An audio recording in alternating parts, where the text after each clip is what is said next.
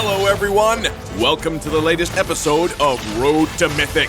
This week, we are bringing you the in-depth guide for Edith, the Forsaken Warden. As usual, we've added timestamps for different parts of this video. Without further ado, let's dive in. Pro tip number 1. Onward. Onward allows Edith to throw the target enemy over her shoulder, ripping a tear in the enemy formation. Pro tip number 2. Earth Shatter. Earth Shatter has a relatively long cast animation, thus it is recommended to couple it with Edith's teammate's control skill or cast it in a bush to increase the hit rate. Pro tip number 3. Primal Wrath. Primal Wrath converts the wrath Edith accumulates in her tank form to extra attack speed and lifesteal. Remember, always tank the damage with Phylax for that wrath to ensure maximum damage output after Primal Wrath is cast. Combo tips. Laning phase. In the laning phase, it's always a good choice to start off with Onward to stun the enemy. Then, follow up with Earth Shatter for its high damage and control.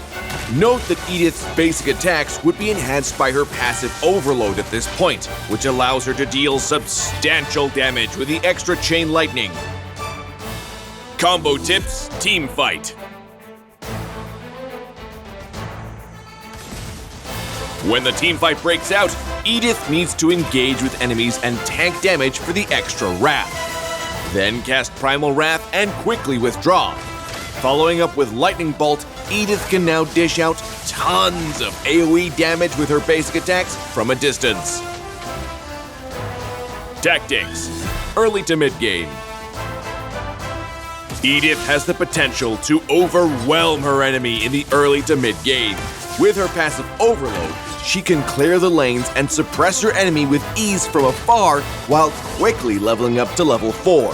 From early to mid-game, Edith should focus on suppressing her enemy, as well as look out for chances to finish them off with Primal Wrath and Lightning Bolt. Tactics. Late game.